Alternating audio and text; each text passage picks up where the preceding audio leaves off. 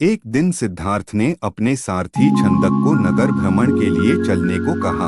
छंदक ने तुरंत राजकुमार के प्रिय घोड़े कंथक को तैयार किया। उस पर राजकुमार को सवार कराकर वह नगर भ्रमण के लिए चल पड़ा। राजा शुद्धोधन ने ऐसा प्रबंध कराया था कि राजकुमार को मार्ग में कोई करुणाजनक दृश्य दिखाई न दे, ताकि उसके मन में विरक्ति की भावना उत्पन्न न हो। जिस मार्ग से उन्हें जाना था उसे स्वच्छ करके सजाया गया था। उस मार्ग पर दोनों ओर सुंदर सुंदर लड़के लड़कियां खड़े थे। जब सिद्धार्थ उनके पास से गुजरते तो वे उन पर फूल बरसाते। कहीं दुख या कष्ट का नाम भी दिखाई नहीं दे रहा था। राजकुमार सिद्धार्थ भी उस समय प्रसन्न दिखाई दे रहे थे। एकाएक उनकी दृष्टि कहीं दूर उठ गई। एक झुकी हुई कमर वाला वृद्ध व्यक्ति उन्हीं की ओर चला आ रहा था। उसका मुंह झुर्रियों से भरा हुआ था, आंखें अंदर को धंसी हुई थी, हाथ पैर कांप रहे थे। वह लाठी का सहारा लेकर बड़ी मुश्किल से चल पा रहा था। जरा उधर देखो, छंदक सिद्धार्थ ने उस वृद्ध की ओर संकेत करते हुए कहा, उस आदमी की ओर जिसकी कमर झुकी हुई है। मुझे बताओ कि उसे क्या हो गया है? वह इतना असुंदर क्यों है? वह ठीक से चल क्यों नहीं पा रहा? राजकुमार, छंदक ने उत्तर दिया, वह व्यक्ति बूढ़ा हो गया है। उसकी आयु अधिक हो गई है। अधिक आयु हो जाने पर व्यक्ति ऐसा ही हो जाता है। तो क्या आयु अधिक हो जाने पर मैं और यशोधरा भी ऐसे ही हो जाएंगे? सिद्धार्थ ने चिंतित स्वर में पूछा, हम भी बूढ़े हो जाएंगे? हम भी असुंदर हो जाएंगे? हम भी ठीक से नहीं चल पाएंगे? सच यही है राजकुमार, छंदक ने उत्तर दिया, ऐसा सभी के साथ होता है। बूढ़ा हो जाने पर मनुष्य की यही दशा होती है। शरीर इसी प्रकार कमजोर और असुंदर हो जाता है। सिद्धार्थ की सारी प्रसन्नता छू मंतर हो गई। उन्होंने छंदक को महल लौट चलने की आज्ञा दी। जब सिद्धार्थ अपने महल पहुंचे तो उन्होंने यशोधरा को अपनी प्रतीक्षा करते हुए पाया। उन्हें उदास देखकर यशोधरा ने पूछा, क्या बात है? स्वामी, क्या आप थक गए हैं? नहीं यशोधरा, सिद्धार्थ ने एक लंबी सांस लेकर उत्तर दिया, मैं थका हुआ नहीं हूँ। बात यह है कि आज मैंने एक ऐसे व्यक्ति को देखा जो बहुत कमजोर था। उसका पूरा शरीर कांप रहा था, उसकी आंखें झुकी हुई थी और वह असुंदर हो गया था। छंदक कहता है वह बूढ़ हो चुका है। बूढ़ा हो जाने पर ऐसा ही होता है। यह देखकर मेरा मन उदास हो गया। इस प्रकार तो मेरी दशा भी आगे चलकर ऐसी ही हो जाएगी। आप व्यर्थ ही दुखी हो रहे हैं। यशोधरा ने कहा, छोड़िए इस बात को, आप अपने मनोरंजन कक्ष में जाइए। पिताजी ने आपके मनोरंजन के लिए खास नर्तकी और गायिका को बुलाया है। आप वहां जाकर मनोरंजन कीजिए, आपकी सारी उदासी दूर हो जाएगी। यशोधरा की बात मानकर सिद्धार्थ मनोरंजन कक्ष में चले गए। वहां नर्तकी और गायिका ने अपनी कला का भरपूर प्रदर्शन किया। रथ पर सवार होकर सिद्धार्थ पुनः नगर की ओर भ्रमण की ओर चल पड़े। इस बार छंदक पूरा प्रयास कर रहा था कि राजकुमार को कोई करुणाजनक दृश्य दिखाई न दे, लेकिन जो होना होता है वह होकर ही रहता है। मार्ग में सिद्धार्थ को एक रोगी व्यक्ति दिखाई दिया। वह रोग के कारण कराह रहा था। सिद्धार्थ ने तत्काल रथ रुकवाया और छंदक से पूछा, इसे क्या हो गया है? यह इस प्रकार कराह क्यों रहा है? राजकुमार, छंदक ने उत्तर दिया, इसे रोग ने घेर रखा है। यह रोग के कष्ट को सहन नहीं कर पा रहा, इसी कारण कराह रहा है। परंतु इसे रोग ने क्यों घेर लिया? सिद्धार्थ ने आश्चर्य से पूछा। छंदक ने उत्तर दिया, रोग तो बड़े बेस्वस्थ व्यक्तियों को भी घेर लेता है, उन्हें भी रुला देता है। इसमें आश्चर्य की कोई बात नहीं है। अपने जीवन काल में कोई न कोई रोग लगभग प्रत्येक व्यक्ति को हो जाता है। ओह! सिद्धार्थ बड़बड़ाए तो रोग भी मनुष्य को कष्ट पहुंचाते हैं। इनसे भी मनुष्य नहीं बच सकता, मैं भी नहीं बच सकूंगा। जब मुझे भी कोई रोग हो जाएगा तो मैं इसी तरह दर्द से कराहूंगा। छंदक ने रथ को आगे बढ़ाया। थोड़ा आगे चलने पर सिद्धार्थ को एक शव यात्रा जाती हुई दिखाई दी। उन्होंने पुनः छंदक से प्रश्न किया, यह कैसा दृश्य है? 4 व्यक्ति अपने कंधों पर किसे लेकर जा रहे हैं? इनके पीछे कुछ लोग रोते हुए क्यों जा रहे हैं? राजकुमार, छंदक ने उत्तर दिया, यह व्यक्ति मर गया है। यह चारों इसके समधी है। ये इसके शव को उठाकर शमशान में ले जा रहे हैं। जो पीछे पीछे रोते हुए जा रहे हैं वे इसके कुटुंब के लोग हैं। शमशान में इस मृतक शरीर को जला दिया जाएगा। यह व्यक्ति मर क्यों गया? सिद्धार्थ ने अगला प्रश्न किया। छंदक ने कहा, मृत्यु इस संसार का एक अटल सत्य है। मृत्यु ने आज तक किसी को नहीं छोड़ा। कोई भी व्यक्ति किसी भी समय मर सकता। यह सुनकर सिद्धार्थ का दिमाग घूम गया। वह ठंडी सांस लेकर सोचने लगे, क्या इसी को जीवन कहते हैं? जिसमें मनुष्य को तरह तरह के रोग घेर लेते हैं, जिसमें कभी भी मृत्यु का आगमन हो सकता है। मनुष्य जब बूढ़ा हो जाता है तो वह दुर्बल और असहाय हो जाता है। उसके शरीर को जलाकर भस्म कर दिया जाता है। क्या जीवन के इन भयानक दुखों से छुटकारा नहीं मिल सकता? इसका कोई तो उपाय होगा। सिद्धार्थ मन ही मन ऐसा सोच रहे थे कि तभी उन्हें एक सन्यासी दिखाई दिया। उसने भगवा वेश धारण कर रखा था। साधना और तपस्या के कारण उसका मुखमंडल चमक रहा था। उसके होंठ मुस्कुरा रहे थे।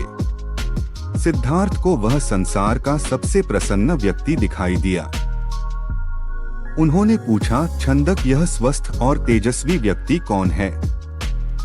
छंदक ने उत्तर दिया, यह एक सन्यासी है। इसने संसार के सभी सुख त्याग रखे हैं। इसने संयम द्वारा अपनी इंद्रियों को वश में कर रखा है। यह अपने ईश्वर की तपस्या साधना करता है। इसलिए यह स्वस्थ, निरोग व सुंदर है। तपस्या के कारण ही इसका मुखमंडल चमक रहा है।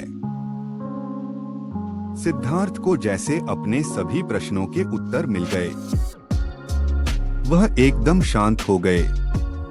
उस सन्यासी के दर्शन मात्र से ही उसके मन का सारा क्लेश दूर हो गया।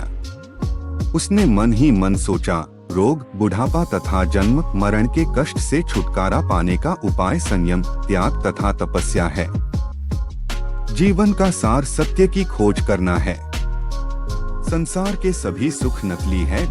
मैं अब इन झूठे सुखों में नहीं फंसूंगा। मैं उस तेजस्वी सन्यासी की तरह बनूंगा। रथ अपने पूरे वेग से दौड़ता रहा और उससे भी अधिक वेग से दौड़ता रहा। सिद्धार्थ का मन, उसे बार बार उस सन्यासी का ध्यान आता था। उनके मन में विरक्ति की भावना बढ़ती ही जा रही थी। जब सिद्धार्थ राजमहल में लौटे तो उन्हें एक शुभ समाचार मिला।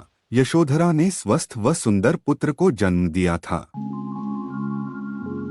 दास दासियों ने सिद्धार्थ को घेर लिया और उन्हें बधाइयां देने लगी। उन्हें यह आशा थी कि सिद्धार्थ से उन्हें पुरस्कार मिलेगा, लेकिन सिद्धार्थ पर इस शुभ सूचना का कोई प्रभाव दिखाई न दिया। चारों ओर हर्ष का सागर लहरा रहा था। पूरे राजमहल में बधाइयों के स्वर गूंज रहे थे। वहां राजा शुद्धोधन व रानी प्रजावती तो प्रसन्नता से पागल हुए जा रहे थे। वे बधाई देने वाले को मुंह मांगा पुरस्कार दे रहे थे। कपिलवस्तु में नए राजकुमार के जन्म लेने के उपलक्ष्य में नाच गाने व उत्सव होने लगे, लेकिन सिद्धार्थ को उनमें कोई रुचि न थी। वह उदास अपने भवन में घूम रहे थे। उनके मन में संघर्ष चल रहा था। वे किसी भी उत्सव में सम्मिलित नहीं हुए। अपने नवजात पुत्र से भी मिलकर सिद्धार्थ को प्रसन्नता न हुई। उनका मन सब कुछ त्याग कर शांति व सत्य की खोज करना चाहता था। एक रात आषाढ़ की पूर्णिमा का चंद्रमा पृथ्वी पर अपनी शीतल चांदनी बिखेर रहा था।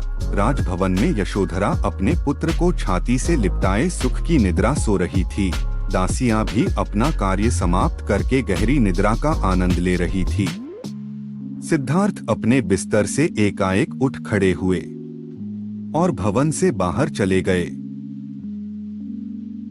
भवन से बाहर निकलकर वह सहसा ठिठके। उनके मन में एक बार यशोधरा व राहुल को देखने की इच्छा उत्पन्न हुई। वह वापस जाने के लिए मुड़े, परंतु जिस प्रकार कोई सर्प अपनी केंचुली का उतारकर उसकी ओर नहीं देखता, वैसे ही सिद्धार्थ ने भी अपने मोह को एक ही झटके से त्याग दिया। धीरे धीरे चलते हुए सिद्धार्थ वहां जा पहुंचे जहां उनका सारथी छंदक सो रहा था। सिद्धार्थ ने उसे जगाया। छंदक ने चौंक कर अपनी आंखें खोली व निकट बंधे कंथक घोड़े ने भी हिनहिनाकर सिद्धार्थ की ओर देखा। राजकुमार, छंदक ने नम्रता से आश्चर्य से कहा, आप और यहाँ? वह भी रात के इस समय? सब कुछ ठीक तो है न? छंदक, सिद्धार्थ ने आदेश दिया, तुरंत रथ तैयार करो, मैं इसी समय राजभवन से बाहर जाना चाहता हूँ। छंदक ने ध्यानपूर्वक सिद्धार्थ की ओर देखा। वह कुछ पूछना चाहता था परंतु पूछने का साहस न कर सका। रथ को तैयार करके वह सिद्धार्थ के निकट ले आया। सिद्धार्थ रथ पर सवार हुए तथा छंदक को नगर से बाहर वन की ओर चलने के लिए कहा। चारों ओर गहरा अंधकार था। वहां सन्नाटा छाया हुआ था। जंगली जीव जंतुओं की आवाजें कभी कभी सन्नाटे को भंग कर देती। वातावरण बहुत डरावना हो जाता। घने जंगल के निकट सिद्धार्थ ने छंदक को रथ रोकने का आदेश दिया। रथ रुकते ही सिद्धार्थ नीचे उतर आए। सामने ही यमुना नदी अपने पूरे वेग से बह रही थी। उस समय वे अनुप्रिय नामक स्थान के निकट खड़े थे। सिद्धार्थ ने अपनी राजसी वेशभूषा उतार दी। साथ ही उन्होंने एक एक करके अपने आभूषण भी उतार दिए। अपने वस्त्र व आभूषण उन्होंने छंदक को दे दिए तथा लौट जाने का आदेश दिया। छंदक सिद्धार्थ के पैरों में गिरकर फुट फुट कर रोने लगा। वह हाथ जोड़कर कहने लगा, यह आप क्या कर रहे हैं राजकुमार? जब आपके माताजी व पिताजी को आपके सन्यासी बन जाने की बात का पता चलेगा तो उन पर दुखों का पहाड़ टूट पड़ेगा। रानी यशोधरा पर क्या बीतेगी? आप अपना निर्णय बदल लीजिए। मेरे साथ राजमहल लौट चलिए। नहीं छंदक, सिद्धार्थ ने सुंदर व सुगंधित बालों को काटकर कहा, मैं अब नहीं लौटूंगा। मैंने सोच विचार करके ही यह निर्णय लिया है। मैं सत्य व ज्ञान का मार्ग खोजना चाहता हूँ जिससे मानव शांति पा सके। तुम आंसू पोंछ लो और राजभवन लौट जाओ। छंदक को सिद्धार्थ की आज्ञा का पालन करना पड़ा। उसने सिद्धार्थ का चरण स्पर्श किए, उनके कीमती वस्त्रों व आभूषणों को रथ में रखा और कपिलवस्तु की ओर चल पड़ा। जिस समय छंदक राजभवन में लौटा, सुबह का प्रकाश चारों ओर फैल चुका था। राजा शुद्धोधन बाग में भ्रमण कर रहे थे। जब उन्होंने सिद्धार्थ का खाली रथ देखा तो उनके माथे पर बल पड़ गए।